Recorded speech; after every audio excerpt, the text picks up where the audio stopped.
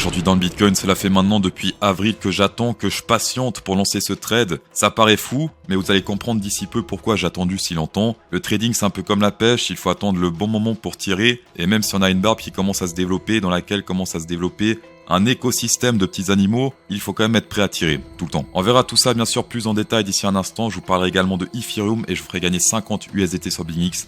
Et on va checker tout ça dans cette vidéo. Sans plus attendre, voici mon trade sur BingX. Pourquoi j'ai tradé ça, mais pourquoi j'ai shorté alors que tout le monde longuait ici? Eh bien simplement parce que tout le monde longuait ici. Aussi simple que ça. Déjà, il y a cette raison que j'ai partagé hier sur Twitter. Ici, gros pump, zone danger 0,666. On l'a testé pile poil ici avant de se faire rejeter à la baisse. Les shorters qui se pétaient la gueule. Et on sait très bien que quand personne short, il faut shorter. Quand personne long, il faut longuer.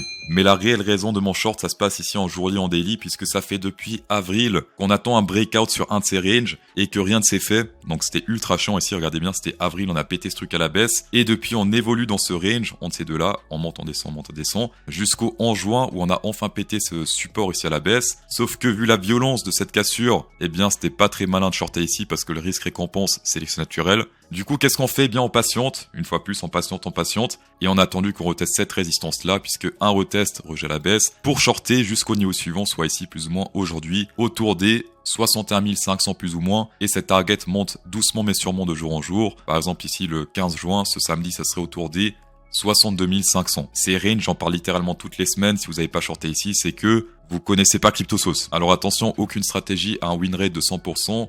Ici, par exemple, on a pété la hausse sans tester la résistance suivante. Par contre, ici, on a pété la baisse, support suivant, on a pété la baisse, support suivant, pété la baisse, support suivant, et on espère une fois plus se faire de l'argent ici avec ce pétage à la baisse. Également, logarithmique, on est en train de perdre un support plutôt important. Si en logarithmique et si on zoome un petit peu, on a fait une clôture à la baisse, clôture à la hausse, et pour l'instant, on dirait que c'est une ouverture à la baisse, donc c'est pas encore très clair pour l'instant. Donc là, ce qui serait ultra bullish, ce serait un fake out, puisque là, on a pété à la baisse, réintégration avec signe de force, ce serait très bon. Par contre, ce que les boules veulent pas, c'est hop, retest, et signe de faiblesse ici, ça serait pas très bon, puisqu'ensuite, tout de ground. L'open interest de tous les exchanges est extrêmement élevé. On peut comparer ce qu'on a ici par rapport au bull market précédent. Attention, c'est uniquement l'open interest en dollars, pas en bitcoin. Parce que si on compare en bitcoin, actuellement, on est sur du 440 000 bitcoins ouverts. Et l'ATH précédent ici, en 2022-2021, c'était 614 bitcoins, donc il y a une différence entre les deux. Après, est-ce que on a une perspective bitcoin ou dollar? Personnellement, enfin la majorité aujourd'hui c'est en dollars. Ce qu'on veut savoir c'est combien on gagne en dollars et non pas combien on gagne en bitcoin. Chose également intéressante sur Binance Future, en 4 heures on peut voir qu'il y a pas mal d'ordres qui sont ouverts au sud. Alors ça s'est fermé ici avec ce dump, après ça s'est réouvert un petit peu, c'est un peu bizarre. Mais dans tous les cas, pour l'instant on est toujours sur plus d'ordres ouverts au sud qu'au nord. Et je rappelle que les ordres en général ça attire le prix simplement parce que ça fait des frais de trading pour les exchanges. Après reste à voir si c'est du spoofing ou pas. Si c'est du spoofing, quand le prix s'approche, les ordres disparaissent, comme par exemple ici on peut le voir. On s'est approché, les ordres ont disparu, hop le prix monte.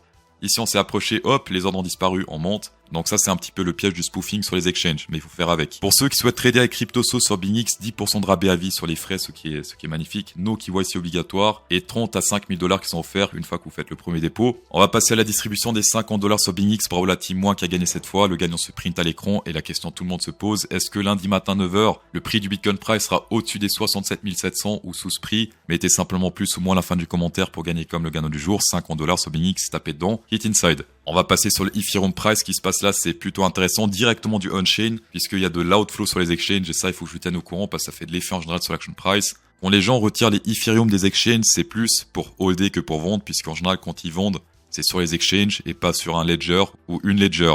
Un ledger, une ledger. Peut-être que la ledger est non binaire, qui sait. Ici, exemple, dans le passé, on a fait un outflow, ici, c'était en juillet 2023, pump par la suite. Ici, outflow, c'était plutôt un bottom, on dirait ici. Outflow ici, on a fait un pump juste après, plus un plus gros pump par la suite. Et c'est la première fois qu'on fait un pump aussi incroyable sur l'outflow depuis 2023. Donc ça fait très longtemps qu'on a pu faire un truc comme ça. Donc là, on dirait qu'il y a des gros holders qui sont rentrés dans le game, donc à surveiller dans les jours qui vont suivre. C'est pas forcément un bottom absolu, puisqu'ici on peut voir qu'on a quand même dumpé un petit peu par la suite.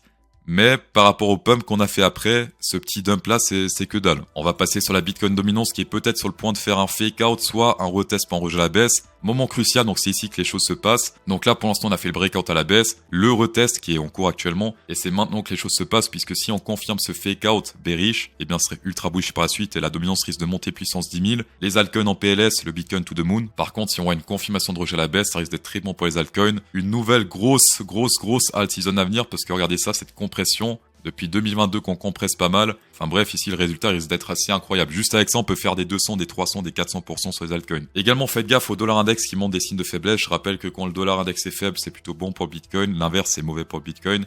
On peut voir que pour l'instant, c'est rejeté pas mal de fois par cette résistance un peu diagonale. Et on a également quitté ce range ascendant à la baisse avec un retest pour l'instant. Retest et confirmation de rejet à la baisse. C'est ce qui est en train de se passer pour l'instant. Et c'est une confirmation de signe de faiblesse pour le dollar index. Et donc pour la target, ce qu'on peut faire, on peut dupliquer, cloner ici ce range, on met ça sur le bottom et on pourrait tester ici plus ou moins dans les jours qui vont suivre les 102,4 sur le dollar index. Et plus le temps avance, plus la target monte sur le dollar index. Pour info sur BingX, on peut pas trader le dollar index, par contre on peut trader tous ces index qui sont là. On est sur du 1, 2, 3, 4, 5, 6, 7, 8, 9 index qui sont tradables sur BingX et sur aucun autre exchange. Dans tous les cas, merci d'avoir checké cette vidéo, c'est toujours un plaisir. Insérez un pouce bleu dans cette vidéo pour incrémenter encore plus le plaisir. Et bonne soirée. Alors je suis désolé, je dois mettre une autre musique parce que l'autre s'est fait copyrighted. Fort dommage, sélection naturelle.